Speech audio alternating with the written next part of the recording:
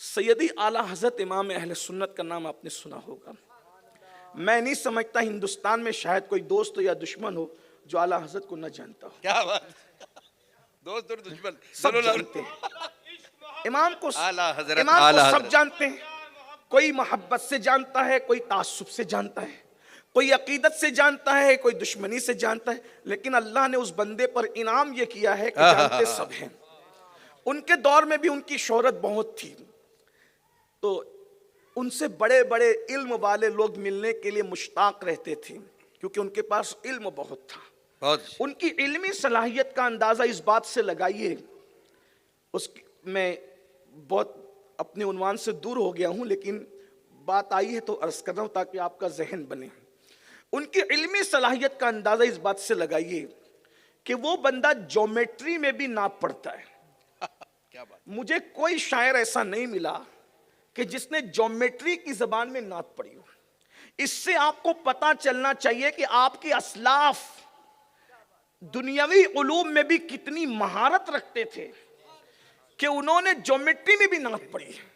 بھئی پنجابی میں جو نعت پڑھتا ہے مجھے اچھمبا نہیں ہے. مراٹھی میں بھی میرے ایک عظیم دوست ہے علامہ رفیع الدین صاحب، انہوں نے نعت لکھی، اور بھی دوستوں نے لکھی ہے. مجھے اس پہ بھی اچھمبا نہیں کیونکہ وہ زبان ہے. لیکن جیومیٹری ایک علم ہے، اس علم میں کبھی نعت نہیں لکھی گئی، اور میں سمجھتا ہوں کہ شاید ظاہری نظر میں لکھی بھی نہیں جا سکتی ہے. یہی بات ہے نا، نہیں لکھی جا سکتی. لیکن علم جب مہارت پاتا ہے تو پھر علم کتنا بلند کر دیتا ہے انسان کو. شاید میں نے کئی جگہ پر اس کو پڑھا ہے، میں اس کو ریپیٹ نہیں کر رہا ہوں، صرف اشارہ دے کر اصل عنوان کی طرف جلدی آنا چاہتا ہوں تاکہ آپ کو بات سمجھ میں آئے. تو جیومیٹری کا ایک اصول ہے، نقطے کو نقطے سے جوڑو تو سرکل بنتا ہے، دائرہ بنتا ہے، دائرے اس طرح بنتے ہیں. امام اہل سنت سیدی اعلیٰ حضرت امام احمد رضا خان محدث بریلی یہ دائرے کو دیکھ کر کے، سرکل کو دیکھ کر کے جو ہے وہ امام اپنے نبی کی نعت کیوں اس طرح کہتے ہیں کہ کمان کہتے ہیں، دو کمانیں جب ملتی ہے تو دائرہ بنتا ہے. وہ کہتے ہیں کمان امکان کے جھوٹے نقطوں، تم اول آخر کے پھیر میں ہو، محیط کی چال سے تو پوچھو کدھر سے آئے کدھر گئے. دیکھ رہے ہیں جیومیٹری میں انہوں نے جیومیٹری کی زبان میں نعت لکھی. غور کیجئے، اس طرح انہوں نے بہت علم موسمیات کو سامنے رکھ کر انہوں نے نعت لکھی. امام نے موسمیات کے ماہرین کے تجربات کو سامنے رکھ کر اس پر بھی نعت لکھی ہے. امام نے حروف مقطعات کو سامنے رکھ کر اس پر بھی نعت لکھی ہے. شعر پڑھ دیتا ہوں، تشریح نہیں کرتا. وہ کہتے ہیں کاف گیسو ہا دہن، یہ حروف تہجی کو کہتے ہیں. کاف گیسو ہا دہن یا ابرو آنکھیں عین صاد، یہ حروف تہجی میں پہلے مصرے میں نعت آ گئی. حضور کی آنکھ، حضور علیہ السلام کی زلفیں، انہوں نے حروف تہجی میں بیان کیا. کاف گیسو ہا دہن یا ابرو آنکھیں عین صاد، یہ حروف تہجی میں پہلا مصرع ہے نعت کا. اور دوسرا مصرع حروف مقطعات. حروف مقطعات میں کیا ہے؟ الف لام میم نون، اسی طریقے سے کاف ہاں یا عین صاد، اس کو حروف مقطعات کہتے ہیں. تو پہلے مصرے میں حروف تہجی میں نعت لکھی، اور دوسرے مصرے میں کیا کہہ رہے ہیں؟ پہلا مصرع سنے، کاف گیسو ہاں دہن یا ابرو آنکھیں عین صاد، کاف ہاں یا عین صاد ان کا ہے چہرہ نور کا. کیا بات ہے، سبحان اللہ سبحان اللہ امام سبحان اللہ سبحان اللہ. میں نعت لکھی. اس کے بعد موسمیات کے فن کو سامنے رکھ کر جو آپ نے مصرع کا وہ یہ ہے، لک بدر فی الوجہ الاجمل خط حال ما زلف ابر اجل تورے چندن چندرو پرو کنڈل رحمت کی بھرن برسا جانا. کیا بات ہے. اسی طریقے سے آپ نے جغرافیہ کو، علوم فلکیات کو، علوم ارضیات کو، سب کو سامنے رکھ کر کے نعتیں لکھی ہے. حتیٰ کہ مرغی کو، کبوتری کو، درختوں کو، جنگلوں کو، کسانوں کو سامنے رکھ کر بھی آپ نے نعت لکھی ہے. اس کا وقت نہیں، ٹائم ہوتا تو میں اس پہ عرض کرتا، لیکن ٹائم نہیں ہے. بس دیکھیے ارضیات کے علوم کو رکھ کر کیسے نعت لکھی. کہتے ہیں خورشید تھا کس زور پر، کیا بڑھ کے چمکا تھا قمر، بے پردہ جب وہ رخ ہوا، یہ بھی نہیں وہ بھی نہیں. غور کیجئے. اور آپ نے جو ہے جنرل نالج کو بھی نعت کا عنوان بنا دیا. کہتے ہیں دندان و لب و زلف و رخ شاہ کے فدائی ہے، در عدن لال یمن مشک ختن پھول. اسی طریقے سے علوم فلکیات پر ادھر بھی اشارہ کیا. دل اپنا بھی شیدائی ہے اس ناخن پاکا، اتنا بھی مہے نو پینا اے چرخ کہن پھول. اگر وقت ہوتا تو میں آپ کو بتاتا کہ ارضیات سے اس کا، فلکیات سے اس کا تعلق کیسے ہے، اس کا تعلق موسمیات سے کیسے ہے، یہ بتاتا، لیکن عنوان وہ نہیں. جو بندہ شاعری میں ایسے علوم بیان کرتا ہو، جب وہ فتاووں میں علوم لکھتا ہوگا تو اس کا علم کی کیا عالم ہوگا. تو بہت شہرا تھا علم کا، بہت شہرا تھا. محققین کہہ رہے ہیں 108 علوم و فنون میں اللہ نے ان کو مہارت دی تھی. بے شک یہ مہارت کے علوم ہیں، جانتے کتنے تھے یہ تو اللہ جانے، ابھی تحقیق کے دروازے کھلے ہوئے ہیں. بہرحال تو بہت شہرا تھا. ایک بزرگ تھے، وہ بھی بہت بڑے عالم اور علامہ تھے. بتانا یہ چاہتا ہوں علمی ماحول کیسے بنتا ہے، یہ بتانا چاہتا ہوں. تو ان کا نام تھا، آپ ہی کے علاقے کے تھے وہ، راجستھان کے. مولانا عبد الکریم صاحب نہیں، ان کا نام تھا حضرت علامہ سید دیدار علی الوری رحمۃ اللہ علیہ. بالکل ہے، بالکل ہے صاحب. یہ سید دیدار علی الوری، الور تو آپ کے راجستھان میں ہی ہے نا، اگرچہ بارڈر پر ہے لیکن ہے راجستھان میں. تو وہ آل رسول تھے اور بہت بڑے عالم تھے. تو اعلیٰ حضرت کا ذکر سنا تھا، جیسے آدمی سنتا ہے نا، ذکر سنتا ہے، ذکر سنا تھا اعلیٰ حضرت رحمت اللہ علیہ کا. تو ان کے دوست اعلیٰ حضرت کے دوست تھے. ابھی تک سید دیدار علی صاحب اعلیٰ حضرت سے ملے نہیں تھے. البتہ ان کے جو دوست، سید دیدار علی صاحب عالم تھے، ان کے دوست عالم تھے اور وہ اعلیٰ حضرت سے ملتے جلتے تھے. تو جب بھی ملاقات ہوتی تھی وہ اعلیٰ حضرت کا ذکر چھیڑ دیتے تھے سید دیدار علی صاحب کے سامنے کہ کیا آدمی ہے یار، کیا علم ہے یار، کیا یہ ہے وہ. ارے چھوڑو یار اس آدمی کی بات، پٹھان ہے ذات کا اور بہت نکچڑا ہے. نکچڑا یعنی کسی کو خاطر میں نہیں لاتا، غصے والا آدمی. اس لیے کہ غلط پروپیگنڈا جو ہے نا بہت شریف لوگوں کو بھی متاثر کر دیتا. بے شک بالکل صحیح ہے. اور امام کے دور میں، ان کے زمانے میں بھی لوگوں نے بہت غلط پروپیگنڈا. ہمیشہ اچھی شخصیات کے خلاف ہم آپ کو غلط پروپیگنڈا ملے گا اور بہت بالکل حق بات کہی صاحب آپ تو نے. شکار ہو ہی جاتے ہیں، لیکن پروپیگنڈے کی حیثیت یہ ہوتی ہے کہ بہت شریف لوگ بھی اس کا شکار ہو جاتے ہیں. آج بھی امام احمد رضا سے بہت سارے لوگ غلط فہمی کا شکار ہے کہ یار یہ وہ آدمی ہے جو خانقاہوں کی مخالفت کرتا تھا اور یہ سما کو منع کرتا تھا اور وہ یہ کرتا تھا اور وہ کرتا تھا، وہ کرتا تھا. میرا عنوان یہ بھی نہیں ہے، لیکن میں نے جب امام اہل سنت کو پڑھا تو مجھے ایسا لگا نہ وہاں خانقاہی سما کا انکار ہے، نہ وجد کا انکار ہے، نہ جو وہ خانقاہی رسومات کا انکار ہے، بلکہ حقیقت تو مجھے یہ لگتی ہے کہ امام احمد رضا وہ ہے جس نے خانقاہی رسومات کو دلیل کی زبان عطا فرمائی. کیا بات ہے، سبحان اللہ سبحان اللہ. حق کے ساتھ یہ احمد دلیل کی زبان عطا فرما دی. آپ نے خانقاہی رسومات کو دلیل کی زبان بے شک بے عطا کی شک ہے. بے شک بے شک. یہ میں اتنا ضرور کہوں گا، دیکھو کوئی ہو کسی بھی اللہ والے کے ساتھ تعصب کا برتاؤ کرنا تو بہت بری بات ہے. ایک عام انسان کے ساتھ بھی انسان کو تعصب کا برتاؤ نہیں کرنا چاہیے، بلکہ اگر کوئی کافر بھی ہو تو اس کے ساتھ بھی آپ تسلط کریں مگر تعصب نہ کریں. سیدنا فاروق اعظم نے ہمیں یہ سکھایا کہ جب رسول اللہ کی بارگاہ میں ایک منافق اور یہودی مقدمہ لے کر کے گئے تو حضور علیہ السلام نے منافق کے کلمے کو دیکھ کر کے یہودی کو محروم نہیں فرمایا، بلکہ حضور علیہ السلام نے تعصب کیے بغیر، یہودی اس معاملے میں حق پر تھا، اسی کے حق میں فیصلہ دے کر کے بتا دیا کہ یہاں تسلط تو ہے، یہاں تعصب نہیں ہے. ہمارا مذہب تسلط کا مذہب ہے، ہمارا مذہب تعصب کا مذہب نہیں ہے. غور فرمائے. اس لیے جب ہم کافر کے لیے جو ہے بے جا تعصب نہیں کرتے، حد شریعت نہیں توڑتے، تو کسی ولی کے لیے، کسی اللہ والے کے لیے ہم کس طریقے سے ایسا کر سکتے ہیں؟ جو شخصیت کو یہاں تک کہہ دیا گیا کہ وہ معاذ اللہ غریب نواز کو نہیں مانتا تھا، حالانکہ فتاوے میں حال یہ ہے، آپ فرماتے ہیں اجمیر معلیٰ کو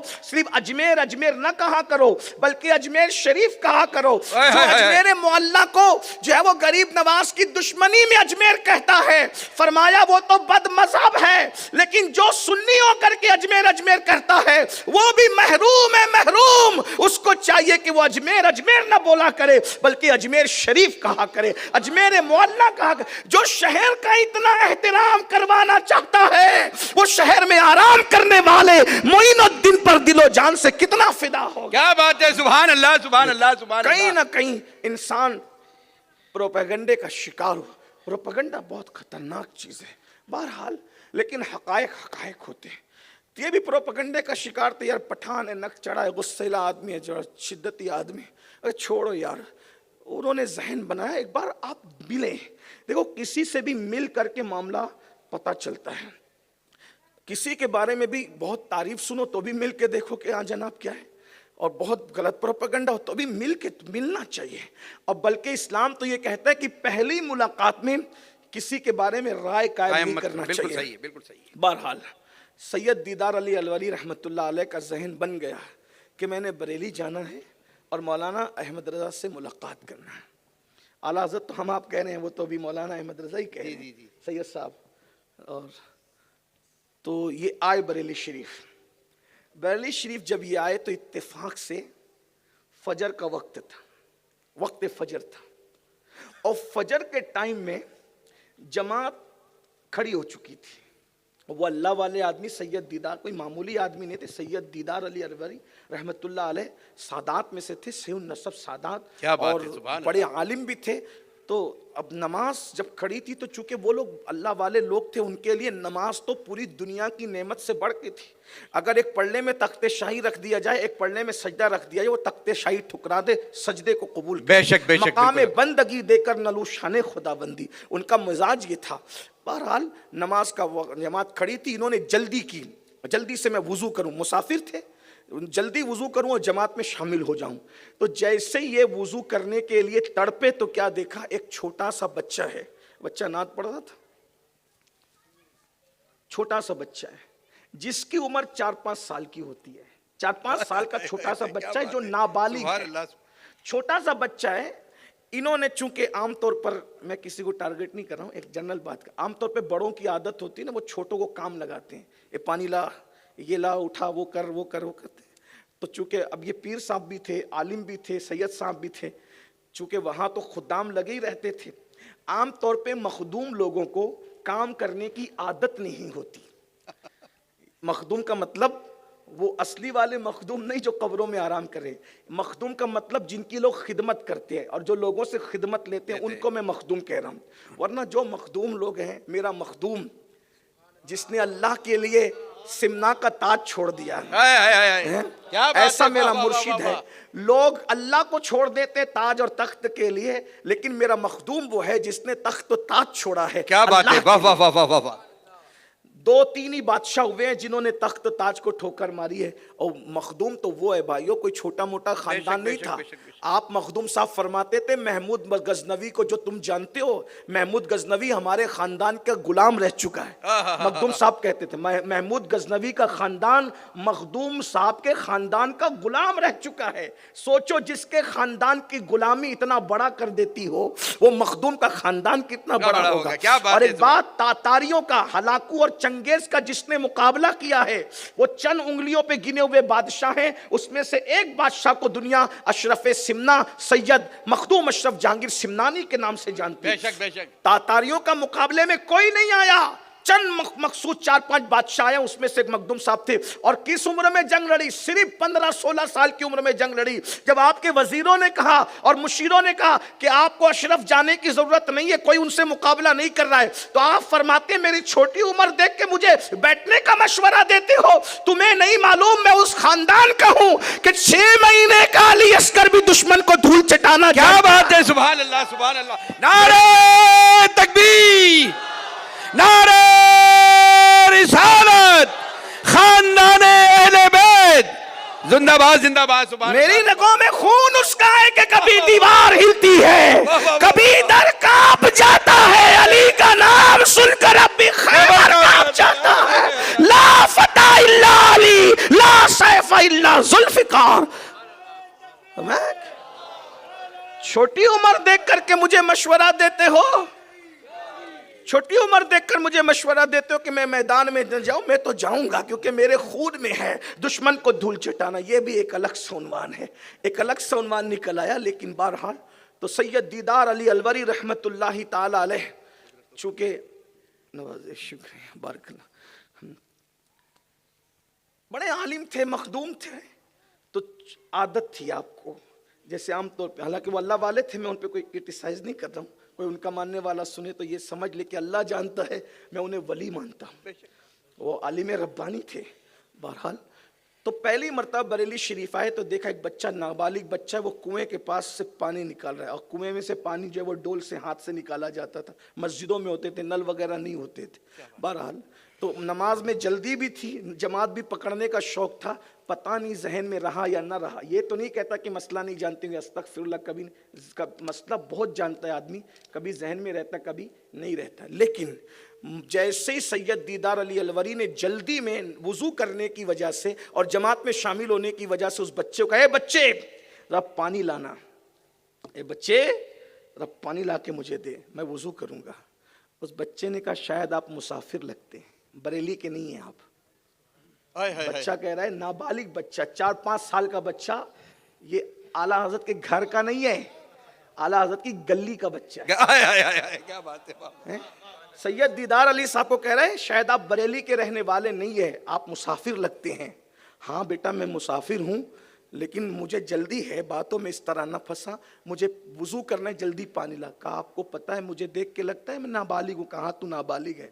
کہا آپ کو مسئلہ نہیں معلوم حضرت کہ نابالغ سے کام کرانا اس کے سرپرستوں کی اجازت کے بغیر یہ جائز نہیں ہے. اللہ اکبر, اللہ اکبر, اللہ اکبر, اللہ اکبر. نابالغ سے اس کے سرپرستوں کی اجازت کے بغیر کام کرانا یہ جائز نہیں ہے. تو میرے کوئی سرپرست یہاں موجود نہیں ہے, پیرنٹس یہاں موجود نہیں ہے, اور آپ مجھے ڈائریکٹ حکم دے رہے ہیں. اور اگر آپ مجھ سے تحفتاً بھی پانی لینا چاہیں تو آپ کو یہ مسئلہ بھی تو معلوم ہوگا کہ نابالغ اگر تحفہ دے تو وہ تحفہ بھی معتبر نہیں ہوتا.